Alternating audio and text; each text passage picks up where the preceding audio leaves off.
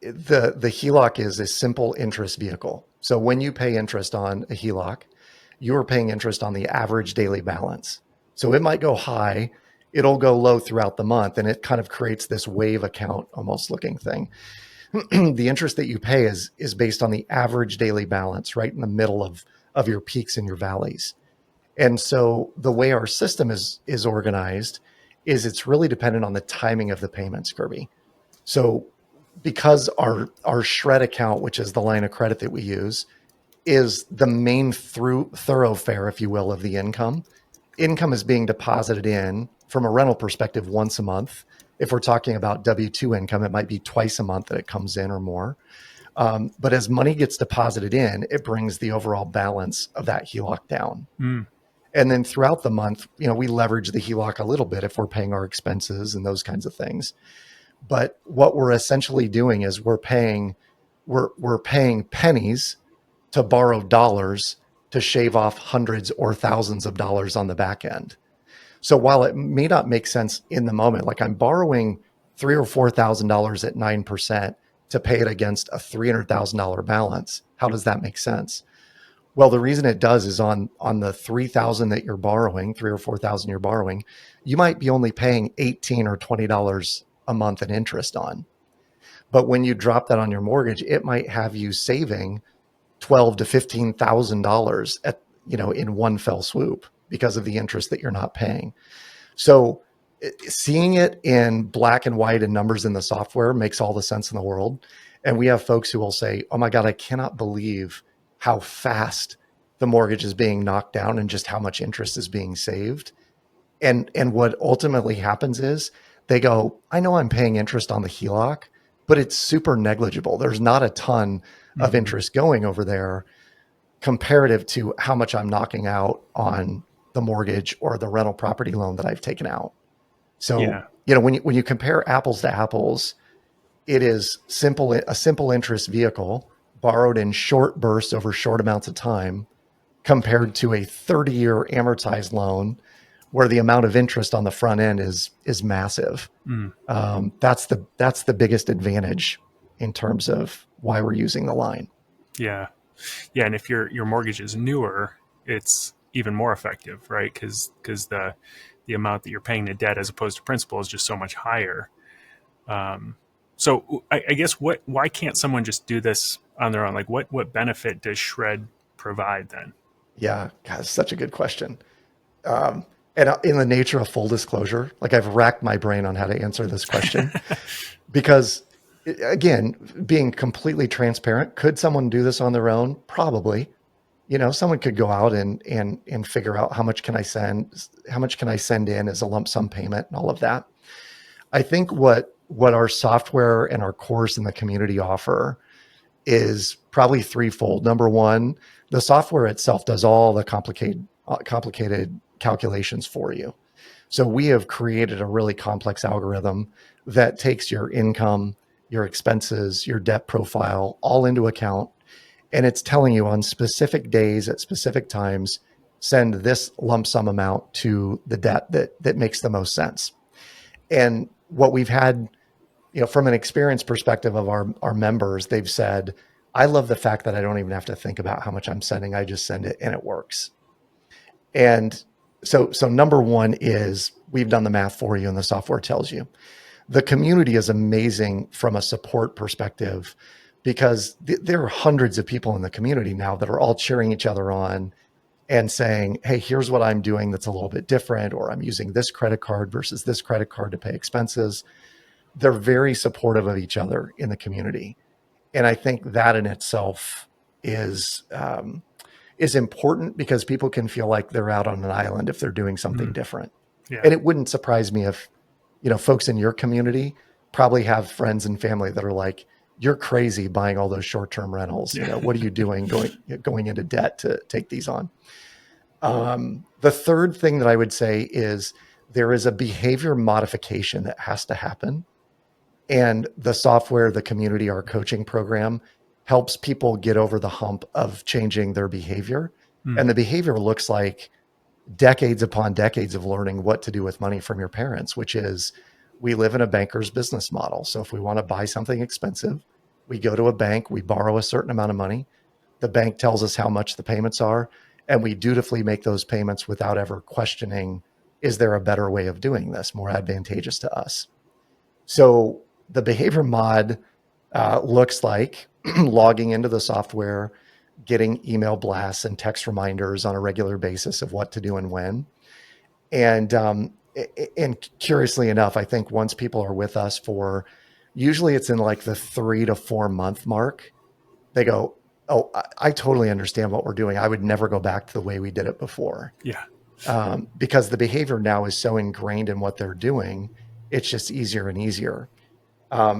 I will make one more comment about, why would someone use the system, or why would someone use a HELOC in particular, as opposed to just sending all their extra funds in.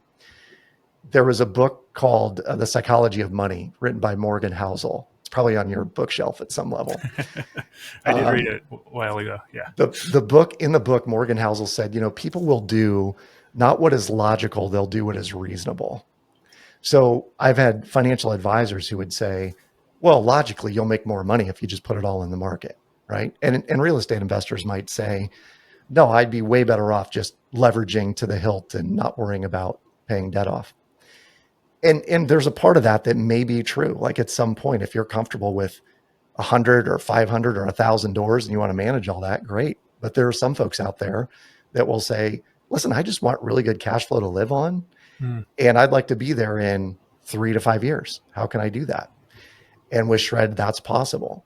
So our goal in using the line of credit is to make sure that there is money accessible. And so what is logical is, we'll just send all your extra funds into the mortgage to begin paying it down. But what is reasonable is someone would say, if I do that, then I won't have any money left over and I'll be freaked out about what if something goes wrong. And so through our system, as you begin to leverage that line of credit, what also happens is you realize that you have accessible funds there that no matter the challenge you run into, if you've got CapEx, you've got a property that gets damaged in weather, maybe tenants damage the property, there's plenty of money there. You have it in accessible funds by way of the line of credit or lines of credit, depending on how many properties you have. Mm-hmm. So, the reason that we encourage people to get into our system is it is a reorientation of how your cash flow is running through your household, but also a remapping of your mindset around what is good, having $40,000 or $50,000 in the bank, or having maybe 10 or 15 in the bank and 35 in equity that you can leverage anytime you want, but it's saved you, 80 to 90 grand in interest over the life of the thing and increases your cap rate on every property. Yeah. Yeah. That's such a great point. And that's what I've been looking at too. And what really, I think, spoke to me about this program was something you alluded to earlier around timing with the HELOC, simple interest versus compound interest. I didn't understand the exact timing. And so to take that part of it out of it, the thinking part out of it, and just have it set up automatically in a software that's been designed for this, where it can just notify you, okay, make this payment now, pay off this thing, and then, deposit your funds here, and to where it's going to optimize it exactly right. That's so key to me. And you kind of brought up something here too, that I was going to ask you about when it comes to paying off mortgages. Do you feel like it's always, because I get this question all the time, should I pay off my mortgage or should I keep leverage? And I'm curious what your thoughts are. Does it always make sense to pay off the mortgage, or how do you advise somebody to make that decision? Yeah, this is like the age old question. It's probably the $1 million question we get asked inside.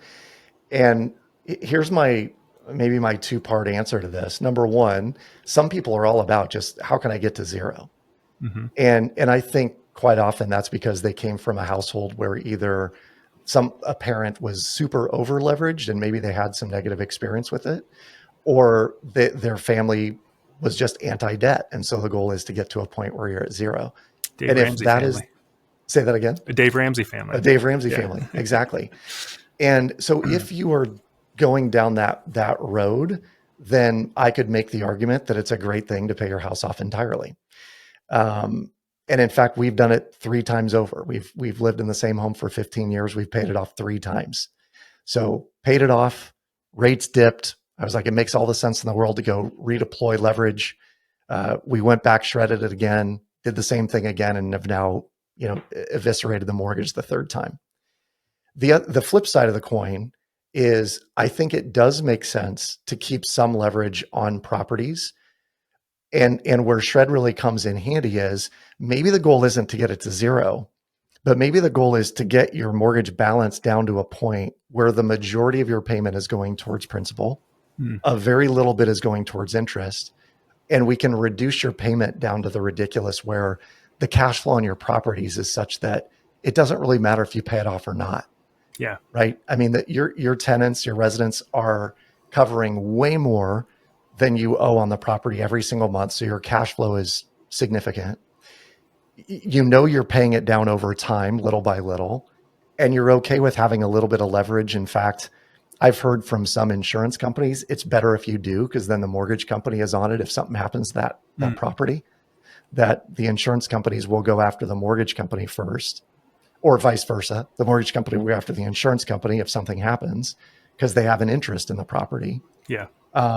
So, as an example, we held a number of rental properties for a period of time. And when we started using shred, we started shredding the primary mortgage. So we blasted our primary home down to a point, then recast the mortgage, which might be where we're going next. But we recast the mortgage and it ended up with a really, really low payment. And so I live in a beautiful 5,000 square foot home in Des Moines, Iowa, and our payment was $335 a month. Okay. Nice. And you can appreciate this because, immediately my mind was, we should short-term rental this thing, like do a week, a month and just That's completely cash flow this thing. But then we started going after some of the rental properties and taking those down, not necessarily to zero, but down to maybe 100,000 in overall borrowed money, because we knew that we could recast those mortgage and get it down to maybe a $600 or $700 a month mortgage payment. And once you do that, we knew that those properties were going to cash flow tremendously. Yeah. So I could go both ways. I could say, let's make a case for going all the way to zero. And typically that's dependent on a coaching conversation that we would have at the very beginning of our relationship, where I'd say, how important is it for you to be debt free? And if someone said it's a 10 out of 10, we'd create a plan to get them there really quickly. But if someone said, I'm good with leverage, I just want to increase my cash flow, then we'll create a plan for that, which may look like going after a property at a time until you get it to a point where you can recast that mortgage, create a really low payment, and then move on to the next one. Yeah. Yeah, that's a great point. It's a great way to look at it. I've always been hesitant to pay off properties completely just because there's so many frivolous lawsuits out there. And I feel like you're just more of a target if they do a search and like, oh, this thing's owned with cash and there's no leverage on it. But if you pay down a mortgage, nobody has any idea what your mortgage balance is. They can just see that there was a mortgage on the property. So yeah, that's a great point. Can you, and I'm working through this right now, so I kind of know a little bit of the answer to this, but can you get a HELOC on a rental property? Yeah, the short answer is yes, you can. The longer answer is it really depends on the lender, and you got to find one that's willing to play ball. More often than not, Kirby, this looks like you're finding a broker of some kind who has access to a product like that, where they could get you into a what they would call a rental property or a non-owner occupied HELOC. So it is possible. The easier answer, the easier route to go, if our goal is to hit the easy button on this thing, is for the LLC that you have that holds the property or properties, is to go back to your lender and say, could I get a BLOC on this LLC? And the BLOC is generally going to be underwritten based on how much revenue is coming through your account on a monthly basis. So if you've got 2 properties or 10 properties that are owned by that LLC, or at least funneling through that bank account, you can probably get a bigger line of credit than you could if you just had 1 property in an LLC. That being said, a lot of times the HELOCs are a 4 to 6 week underwriting process that look like an origination fee, a closing fee, getting an appraisal on the property, where a BLOC might look like just going in and saying, hey, can I just do a cash flow line on the cash flow in my business? And they're going to say, what is it for? And I'd say every now and again, I just have to do a minor repair here and there. And I want to make sure that there's money in the account ready to do that just in case my tenants don't pay. But traditionally, everyone's really solid. And I walked into a US bank, I don't know, 15 years ago, and I tried this. I just said, hey, what would it take for me to get a BLOC, just a cash flow line of credit? And the woman behind the counter, she's clacking away on her keys, and she's like, oh, interesting. Okay. I can get you $42,000. And I was like, on a signature? And she said, yeah, I can have it available as a line of credit on your account tomorrow. So if you did the same and you went to go get a home equity line, it would probably take a 4-week process. There's an appraisal, it's underwriting, they're going to attach a lien. That whole thing takes time. So from a rental property owner perspective, it is almost easier to just go get a BLOC and call it good, as opposed to having it attached to the property. There are reasons to do that, obviously, but in the grand scheme of things, you're still probably writing off the interest as a business expense in either case. And so it ends up being just the path of least resistance ultimately. Yeah. Well, I thought I knew the answer to that, but I actually didn't. So I appreciate you sharing that, because I'm going to look at the BLOC option as well. One of your team members, and I'm drawing a blank on his name, the guy that I spoke with to get all set up on Shred, he recommended Flagstar Bank and Zion's Bank as two that have done rental property HELOCs before. So I reached out to Flagstar, and they're in the underwriting process, but they did not flinch at all when I said it's on a rental property. They said, that's awesome. Sure, no problem. And, I think the terms are a little bit, not quite as good as your primary, which is expected, but, but yeah, I mean, it's, we'll see. I mean, I haven't got the money in my hands yet, but, so far everything is checked out. And so, so listeners could reach out to them, but it is very specific. Most banks won't do it. But I'm going to look into the BLOC option as well, because that could be another way to tap in even more. So, and it's probably worth saying too, Kirby, that depending on how much or how little you can get, I'm sure that's a kind of a ringing question for people is, well, how much do I need in order for this to make sense? The majority of our shredders will start out relatively small. They might get a 5 or 10 or at most $20,000 line of credit. And because of the way our system is engineered, they're going to stay within a certain band, and we can control that a little bit. So we could say, hey, we never want the HELOC to go above $3,500. And, if you're doing the math on this, $3,500, let's say it's $3,000 for easy math, and it's at 8% on the line of credit. Well, that means you'd have on average about $20 a month in interest that you might pay if you had levered the whole thing. And because we're doing it where money comes in and money comes out, on average, you might spend more like $8 to $14 a month in interest on something like that, right? Yeah. The counter effect is, if you're making big lump sum payments based on the revenue that's coming through that account, it might mean that you're saving 10 to 15 or 20 grand in interest, over the life of that mortgage by using that in the first year. So, okay, we spent 240 in interest, but we saved 20,000 in interest long term. This is a real return, and it doesn't even take into account how much more of the payment is going towards principal every single month.